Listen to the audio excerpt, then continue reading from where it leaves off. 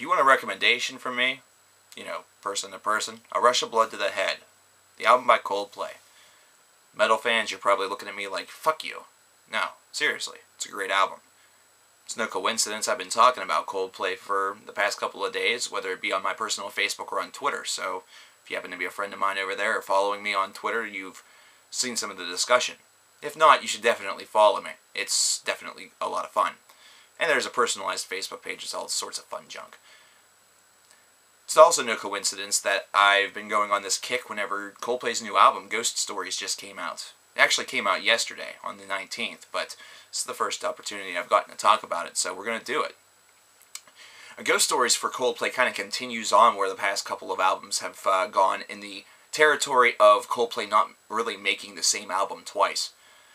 The first three albums definitely had a bit of direction to them. They definitely had a real style to them that was incorporated with each of them with minor deviations. So in reality, with those deviations in mind, Coldplay's never made the same album twice, which is kind of nice. It may seem like perhaps they did, but they really haven't. You have to listen to the whole thing to really recognize that.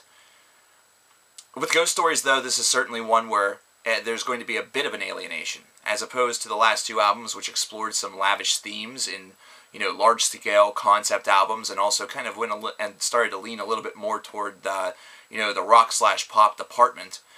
This is an album that has a little bit more of a bare-bones theme that has kind of a lot of big thinking. It has a lot of emotional value to it. Something that seems very simple whenever you talk about it. Whenever I mention it, it will seem very simple. However, whenever you get down to thinking about it and all of the different nuts and bolts that perhaps go hand in hand with it, you start to recognize that this is a lavish theme all its own, only one that we don't perhaps give as much thought as Chris Martin has given to this.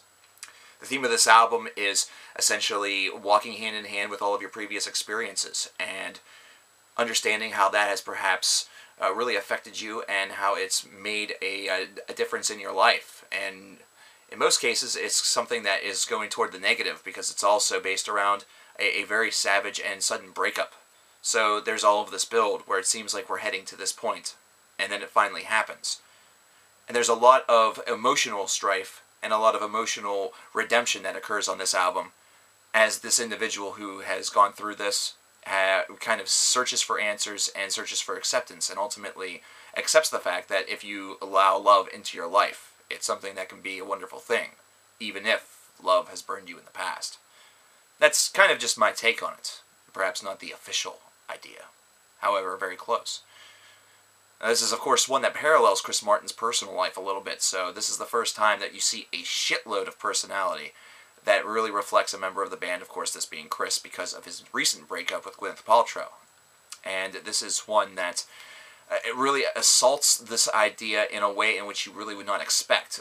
There are a lot of individuals, a lot of bands out there that perhaps would assault a breakup album with, very powerful anthems, things that have a grand deal of perhaps anger laced behind them, either that or a little bit of aggression, something that really seems to be putting it out there that this is something that did not give them the best of feelings, the best of state of mind. Instead, they seem to be reeling. Instead, this is an album, Ghost Stories is, that has a grand amount of atmosphere to it. This is certainly one that definitely feels very much like an individual who is laying outside looking up at the stars and kind of allowing everything sort of to come out of their head, basically walk hand in hand with all of their experiences, all the things that perhaps have led them to this position, and the ultimate recognition, the ultimate acceptance, the ultimate feeling of realization is just one that is kind of awe-inspiring whenever you think about it. Yeah, like I said, kind of a very deep theme. Really, whenever you even look at some of these song titles, you definitely have that feeling of otherworldly, kind of celestial, looking up at the sky. Sky Full of Stars is a good example. Oceans, Midnight, Magic. There's definitely a lot of things that have some kind of fluttery language to them, either that or language that really seems to take us to another world. It takes us to another place. It causes us to look up as opposed to looking inside. And you start to realize that the universe that we inhabit also can be a metaphor for the universe inside of us. Musically speaking, this is one that crawls as opposed to kind of rocks. This is instead an album that seems to be more in tune with its atmospheric side, kind of bridging on a little bit of ambiance and definitely allowing a little bit more of the piece to kind of drag a little bit as opposed to really rock out. This is certainly not one where Chris is airing out all of his grievances in your face. This is instead something where his soft register really makes this album what it is. Musically speaking also, this is one that feels a little bit disjointed.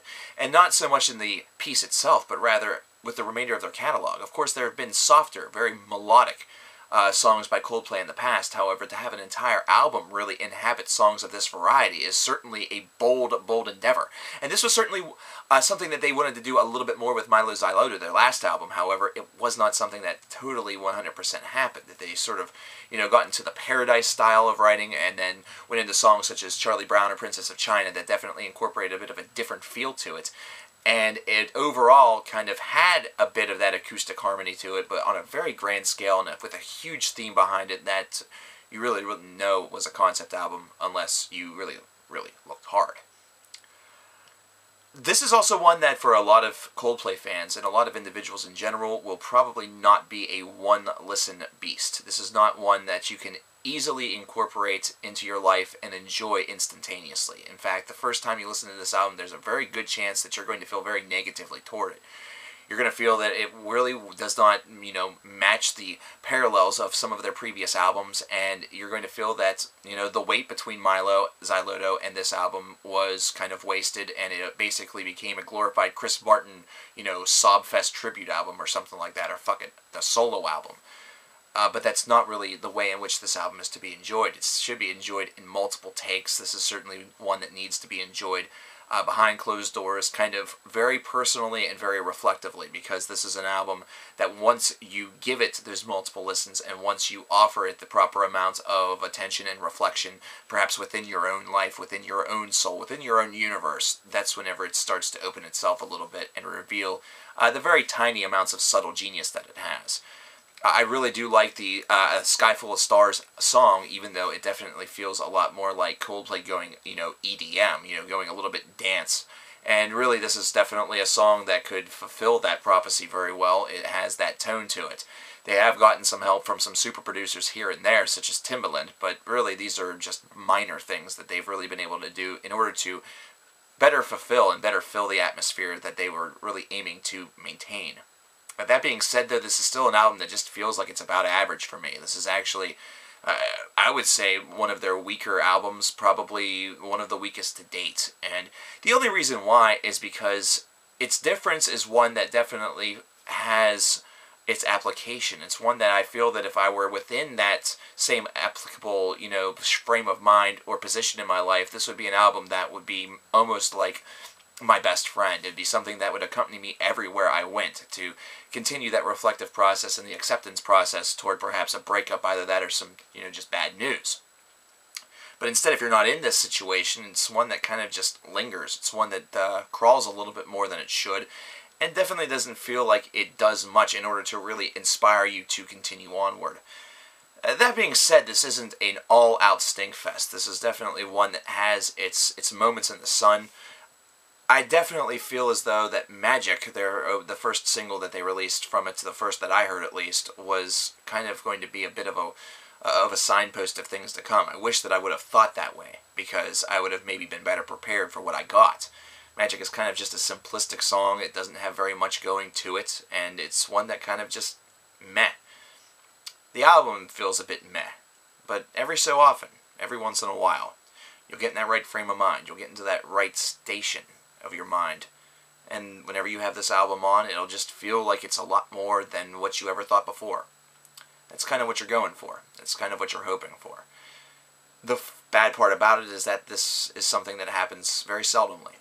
It's an album that works in very choice circumstance, and because of that, it definitely affects its score, because the replayability is a must, but it's one that's going to be a struggle in order to actually do. It is an accessible album, so perhaps replayability will come naturally based around the fact that it's easy listening. But it's also one where, if you have the decision between this and something else, there's a good chance you're going to choose otherwise. I'd probably give this album a 6 out of 10. And really, if we want to go with the new scale, I would probably say around a 61.